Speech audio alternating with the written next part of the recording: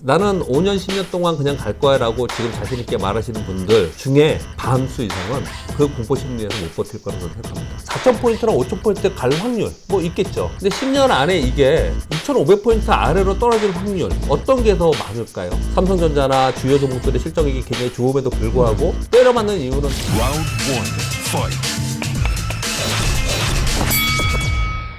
안녕하세요, 박종훈의 경제한방입니다. 요즘에 이 경기 회복세가 좀 시작되나 했더니 또 그러면서 테이퍼링에 대한 얘기도 왔다 갔다 하고, 우리 증시도 어떻게 보면 약간의 박스권 빠진 것처럼 한 3,200에서 3,300까지 코스피가 왔다 갔다 하는 모습도 보이고 있는데요. 시장을 점검해 보기 위해서 교보증권 박병창 부장님을 모셨습니다. 안녕하세요. 예, 안녕하십니까. 박 부장님께서 항상 챙겨봐야 될 지표로 알려주셨던 게 10년 만기 국채금리인데, 네네. 이게 생각보다 굉장히 많이 내려간 상태더라고요. 네네. 이 상황을 어떻게 판단해야 될까요?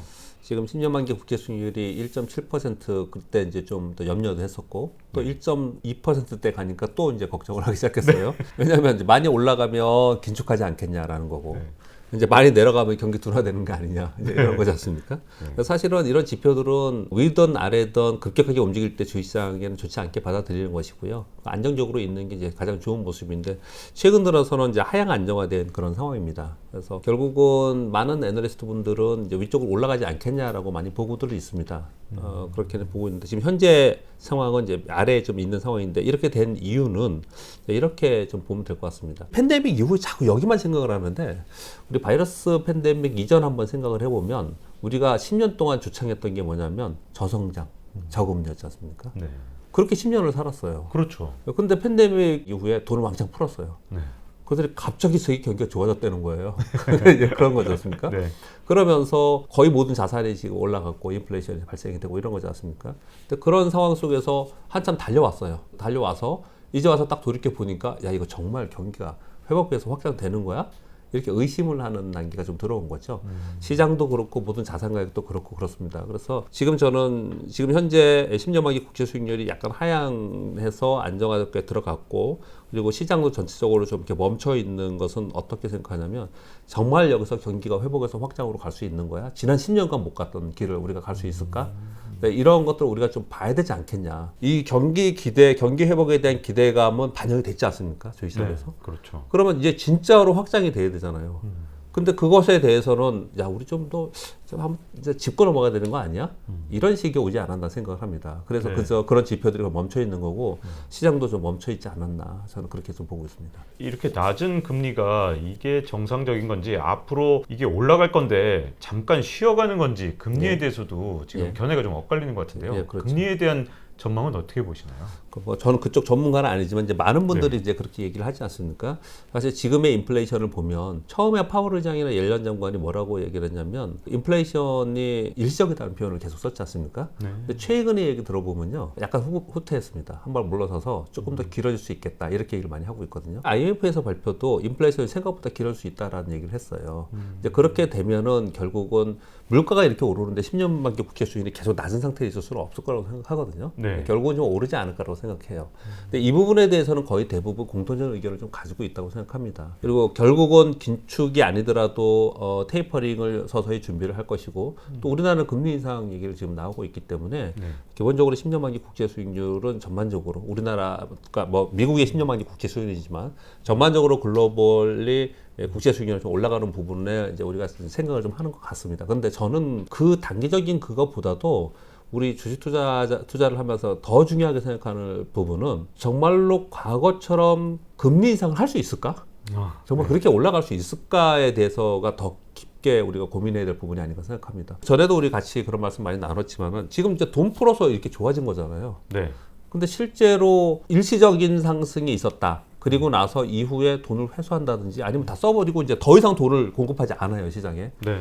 그러면 정말로 경기가 회복해서 확장이 되면서 그리고 확장이라는 표현을 쓰는 것도 사실은 약간 뭐라고 표현을 할까요? 약간 좀 후퇴하는, 좀 자신 없는 표현이에요. 네. 옛날에는 확장이라는 표현을 안 썼습니다. 네네.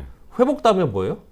호황 아니고 화랑이죠, 화랑. 네네. 근데 그렇죠. 그런 표현을 안 써요. 네. 안 쓴지 너무너무 오래됐습니다. 네. 근데 그렇게 되지 않은 가운데 정말 금리를 정상화시키고 올라갈 수 있을까에 대한 게 더 큰 고민이라고 저는 생각을 하거든요. 네. 그래서 전반적으로는 올해 지금 여름이 지나고 나서 하반기 가고 내년에 되면서 10년 만에 국채 수익률이 위로 올라가는 부분으로 전망하는 게 일반적인 생각이라고 생각하고요. 저도 그럴 수 있다라고 생각을 합니다. 그렇지만 이게 진짜 2% 올라가고 뭐 2% 위로 올라가면서 이렇게 급격하게 올라갈 수 있느냐, 그렇게 쉽지 않을 것이라는 생각을 합니다. 이것과 관계돼서 미국 증시에 대해서도 지금 현재 유명한 분들이 서로 견해가 네. 완전히 다르더라고요. 예를 들어서 드러켄 밀러 같은 경우는 뭐 이분 말씀만 들어보면 뭐 대공황보다 더 무시무시한 위기가 올 것 같고, 또 캔 피셔 같은 분들은 야 그냥 잊어버리고 주식에 계속 묻어둬 이러시는데 두 분 다 엄청난 대가들이 완전히 반대되는 의견을 내놓으니까 그럼 지금 현재 미국 증시는 지금 고평가된 거야 아니면 지금도 사도 되는 거야? 이런 궁금함이 생기거든요. 미국 증시는 액면으로 보면 고평가라고 얘기를 많이 하죠. 네. 지금 7월 8일 날 기준으로 제 자료 하나를 가져왔는데요. S&P 500 기준으로 12개월 포워드로요. S&P 500 멀티플이 PER이 21.7배입니다. 그러니까 나스닥은 12개월 포워드로 31.29배, 31배예요. 우리나라 코스피가 지금 11배 정도 됩니다. 근데 사실은 이제 이런 거죠. 이렇게 멀티플이 높다고 해서 지금 무슨 PER을 논하냐라고 얘기하시는 분이 있을지 모르지만 요즘 그런 분들 많아요. 근데 우리가 그 기본은 지켜야죠. 기본은. 기본기를 가져가야죠. PER은 이제 그 기업 또는 그 전체 시장의 이익을 내는 거에 몇 배로 시장이 움직이는 거지 않습니까? 그리고 가격도 그런 것이고, 사실은 상당히 높게 지금 이제 가격이 형성이 되고 있는 건 분명히 맞은데, 이렇게 높게 형성된 것을 정당화할 수 있는 방법은 딱 한 가지죠. 기업의 실적이 그만큼 올라와야 되지 않습니까? 그렇죠. 근데 기업의 실적이 그렇게 급격하게 올라올 수 있다라는 기대감에 여기까지 온 거지 않습니까? 그렇기 때문에 요즘 시장에 잘 보면은 지난주에 미국 시장의 3대 지수가 역사적 신고지수를 찍었어요. 왜냐하면 이번 주가 슈퍼위기지 않습니까? 주요 기업들이 실적 발표를 다 해요. 얘들이 시가총액이 높아요. 그러니까 그걸 선반영하면서 신고가를 댔는데, 얘들이 실적 발표하고 나서 뉴스들을 잘 보시면 시장 컨센서스보다 더 높은 실적 발표했으나 주가는 마이너스 몇 %입니다.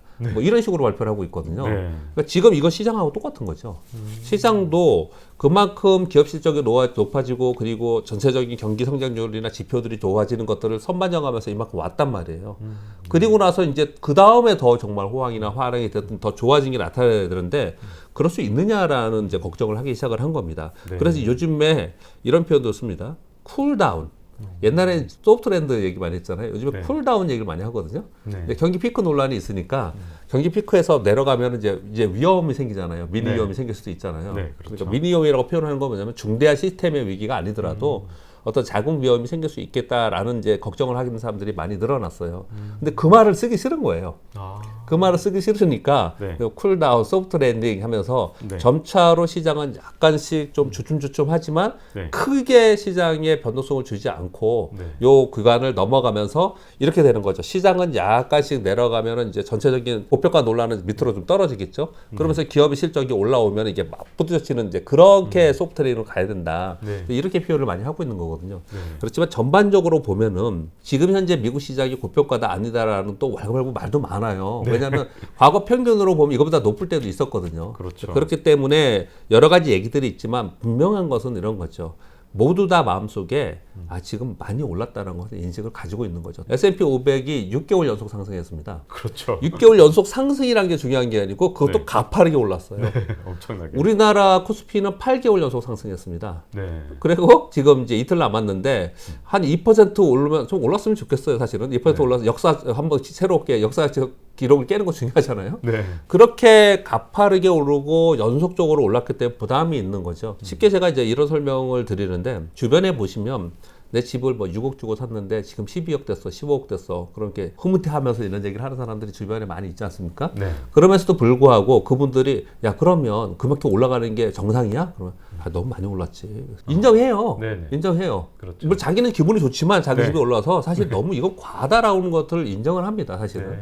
주식도 똑같은 거예요. 지금 주식 투자를 하면서 야 이거 많이 오른 거야 라는 생각을 많이 가져요. 기본적으로. 그런 상황에서 긴축을 하든 안 하든 그런 문제가 아니고 기본 바탕에 지금 많이 올랐다는 걸 깔고 있다는 거죠. 그런 상황 속에서 조그만 악재가 나오면 시장이 흔들리는 이런 현상이 벌어지고 있는 거거든요. 그렇기 때문에 이제 불안한 시장이 좀 있고, 그리고 박스권에 있고, 이런 현상이 계속 나타나긴 하는데, 특히 우리 시장이 그렇게 현상이 나타나는데요. 그 상황 속에서도 또 깊게 빠지는 않을 거라는 얘기도 상당히 많이 합니다. 근데 그렇게 생각하는 것은 왜 그러냐면 시장 시장의 유동성을 바로 빼지 않을 것이라는 거예요. 지금요. 네. 전 세계 글로벌 시장도 그렇고 그렇죠. 우리 시장에 개인 투자들이 들어온 것도 바로 빼지는 않을 거라는 거 생각하는 거거든요. 그래서 자꾸 박스피 얘기를 요즘에 네. 상당히 많이 하고 있는 그런 상황이에요. 사실은 1월 11일 날 고점 찍고요. 아까 지금 기자님이 좀 몇 개월 요즘에 최근에 박스권이라고 말씀하셨잖아요. 네. 사실은 6개월 이상 지금 박스권에 있는 겁니다. 코스피는. 네. 1월 11일 그렇죠. 이후에 이러고 있는 거거든요. 그렇죠. 여기서 이제 방향을 정하지 못하고 있는 상황인데 이거 생각보다 길어질 수도 있는 거거든요. 네. 그렇게 시장을 좀 바라보는 게 어떤가 생각하고요. 시장 정점 아니냐라는 얘기는 사실은 언제든지 있었습니다. 네. 그렇죠. 근데 이번에 많이 올라왔기 때문에 더더욱 그런 얘기들을 하는 거고요.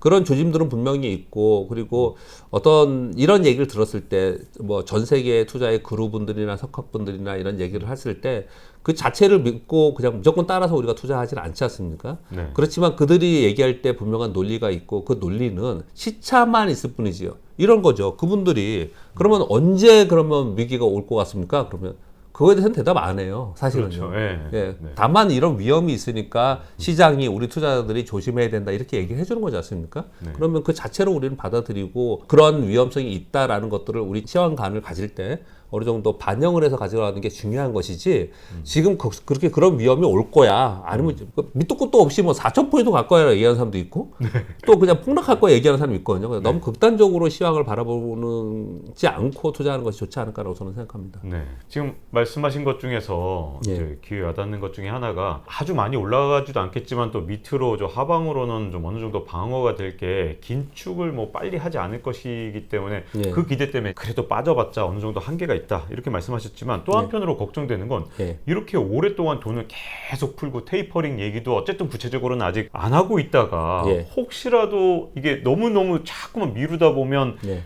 갑자기 좀 긴축적인 그런 방향으로 돌아서거나 할 그렇죠. 가능성은 없을까요? 이게 오히려 돈을 계속 너무 많이 푸니까 예.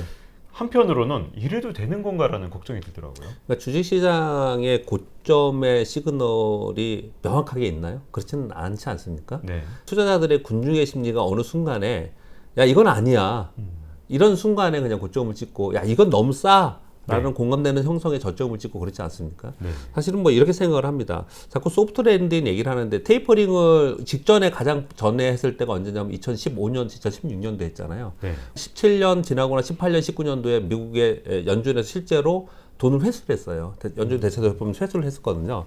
그 시기에 우리 시장은 어땠습니까, 여러분? 2017년에 고점을 찍고 2018년 1년 내내 빠졌고요. 2019년 1년 내내 빠졌어요. 네. 근데 크게 빠지지 않았기 때문에 우리가 그걸 위기라고 생각하지 않고 그게 이제 아주 크게 우리가 체감하지 않는 것이 실제로 하락을 했거든요. 우리 자료들 보면은 테이퍼링은 경기가 좋아지면서 하는 것이기 때문에 긴축, 유동성 회수는 좋아지면서 하기 때문에 시장이 문제 없다 이런 얘기를 많이 하거든요. 네. 그렇지 않아요. 그렇지 않습니다. 시장에 실제로 돈을 회수하기 시작하면 시장은 위보다는 아래로 내려갈 확률이 훨씬 높다라고 우리는 생각을 해야 됩니다. 네. 다만 지금 말씀 주신 것처럼 그것을 얼마나 잘 해나갈까 소프트 랜딩을. 네. 근데 지금 말씀하신 것처럼 이렇게 계속 미루다가 이런 거랑 똑같지 않습니까? 양치기 소년처럼 네. 테이퍼링 할 거야 막 걱정하다가 별거 안 되네? 할 거야 걱정하다가 별거 안 되네? 뭐 이러다가 네. 실제로 막 진행이 되면 네. 시장이 그 사이에 별거 아니네 올라 별거 아니네 올라 가만히 있으면 되는데 계속 네. 올라요. 네. 이런 상태에서 실제로 딱 진행이 되면 생각보다 이 폭이 클 수 있다라는 걸 생각을 좀 해야 되지 않을까. 저는 근데 뭐 투자자 입장에서 그렇게 생각하고 있습니다. 네. 그리고 말씀하셨을 때는 개인 투자자의 증시 참여가 많지 않았지만 네. 2021년에 정말 달라진 점 중에 하나가 네. 개인 투자자들이 고점에 많이 들어와 있는 예, 많이 들어와 상태잖아요. 있습니다. 그래서 만약에 예를 들어 예전에는 뭐 한 주가지수 코스피로 한 10% 20% 빠져도 예. 사람들이 관심이 없었거든요. 자기가 네, 네. 투자 안 해놨으니까. 네, 네, 네. 지금은 뭐 저번에도 한번 1월달에 우리가 경험해봤지만 고점 찍고 나서 한 2월에 한 7, 8% 네. 빠져도 정말 많은 분들이 신적 고통을 느꼈거든요. 예, 예. 예전하고는 지금 상황이 좀 다를 것 같은데 변동성에 대비하는 어떤 투자자의 자세 이런 게 좀 있을까요? 어떻게 될까요? 앞으로? 글쎄요. 지금 말씀하신 거에 답을 어떻게 드려야 될지 순간적으로 고민이 좀 되는데요. 좀 네. 이런 생각이 좀 듭니다. 우리 작년서부터 신규로 들어오신 분들이 굉장히 많잖아요. 근데 제가 요즘에 전에부터 말씀을 드렸던 부분은 이 신규로 들어오신 분들이 성향이 굉장히 보수적인 분들이 많아요.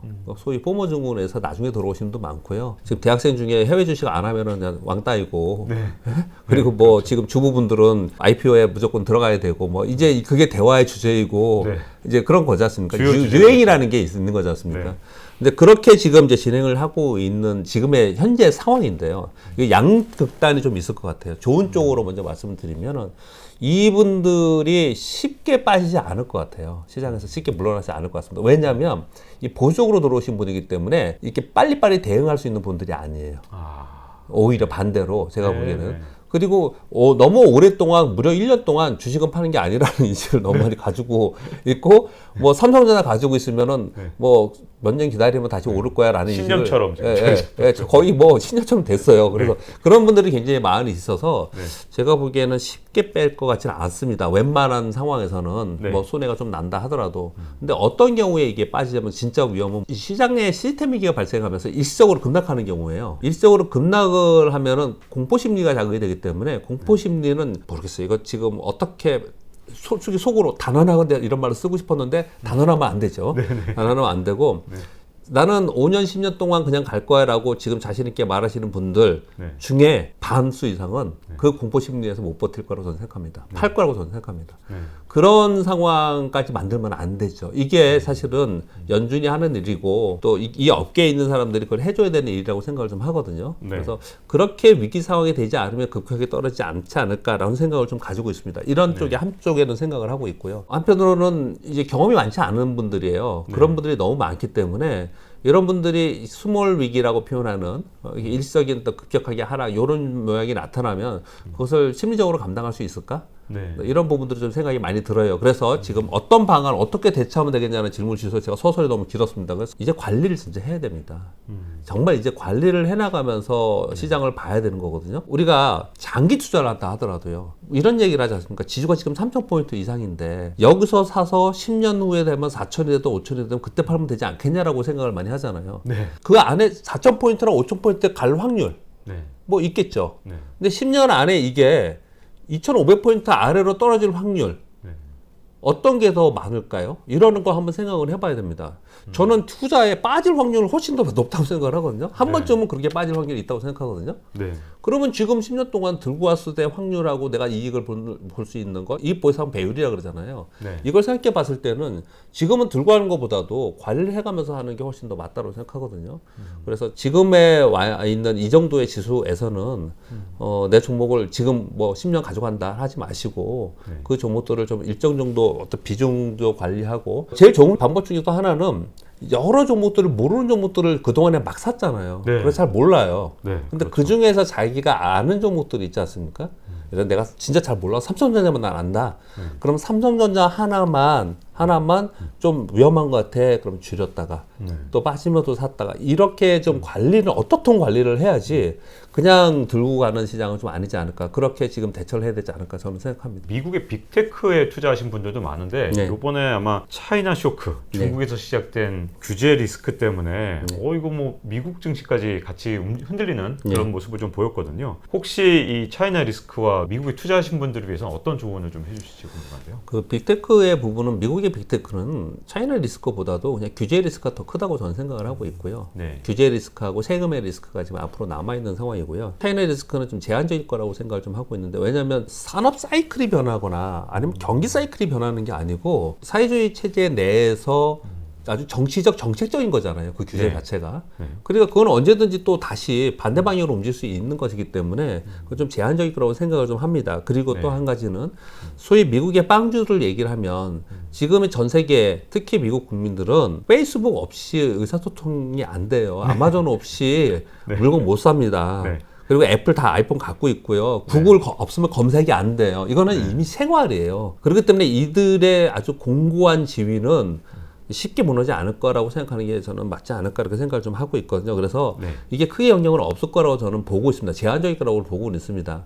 다만 제가 걱정하는 부분은 좀 이런 부분이 있습니다. 중국이 저 상태에서 지금 반등은 했습니다. 약간 반등을 네. 좀 주고는 있어요. 근데 중국하고 홍콩이 저 상태에서 만약에 제대로 무너지잖아요. 저는 그러지 않을 거라고 생각하는데 중국은 주시장이 급격하게 하락한다고 행정당국에서 주시장 무너지래 큰일 났다 이러지 않을 거예요. 네. 거기는 그러지 않을 그렇죠. 거예요. 미국은 난리 났죠. 그러면은. 네. 근데 중국은 그러지 않을 거라요. 근데 그렇게 급격하게 하락을 하면은 중국 시장에서 외국인들이 매도를 할 거고 매도를 하면은 위안화가 초약세가 돼요. 네. 이거는 가만히 둘 수 없거든요. 중국 네. 행정당국에서. 그래서 어떤 통제를 할 거라 생각해서 급격하게 무너지는 않을 거라고 생각을 하는데 만에 하나 중국이나 홍콩 시장이 우리가 생각했던 것보다 급격하게 무너지는 상황이 되잖아요. 네. 그러면 우리나라 ELS 상품이요. 네. 홍콩이 제일 많습니다. 그렇죠. 홍콩 지수가 제일 많아요. 그 다음에 S&P 있고 이렇게 많거든요.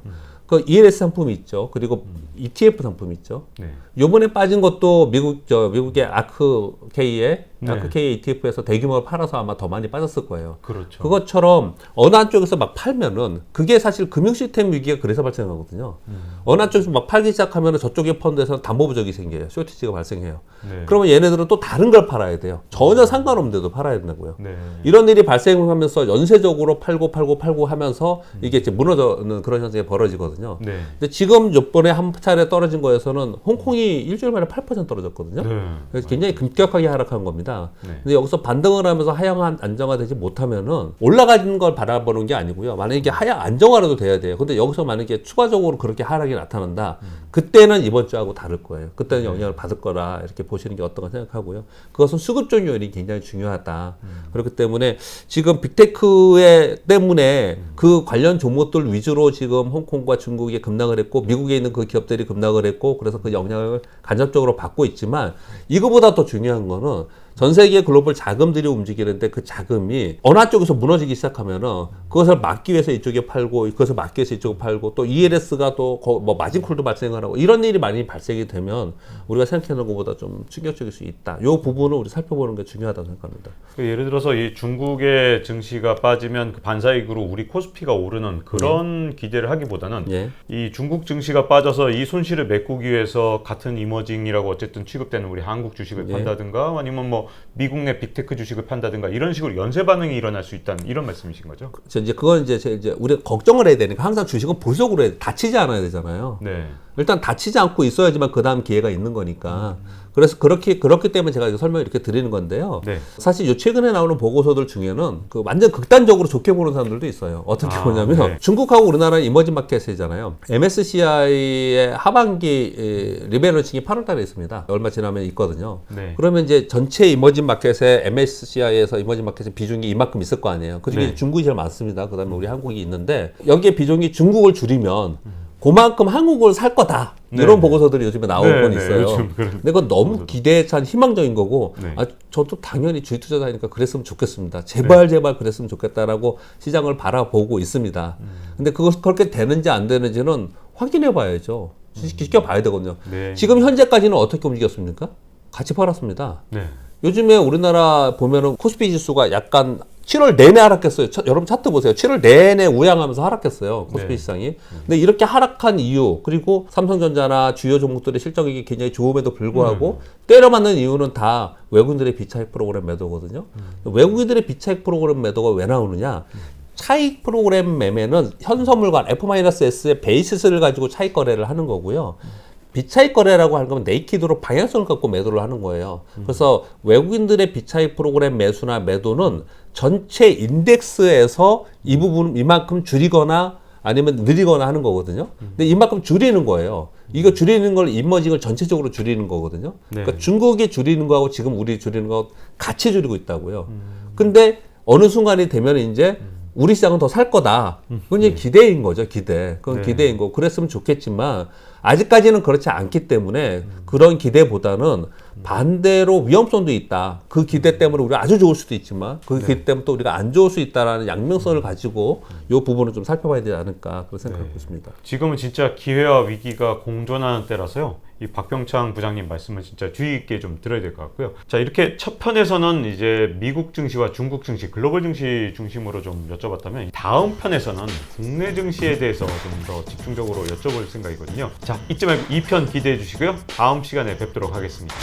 좀 더 조정이 있지 않을까라는 그 조정에 그러면은 내가 팔아야 되느냐, 버텨야 되느냐, 사야 되느냐 얘들을 갖고 있으면은 5년 박스권이 있으면 나는 5년 동안 갇혀 있어야 돼요. 굉장히 위험한 얘기일 수도 있을 것 같아요. 근데 저는 이렇게 말씀을 드릴게요. Round one, fight.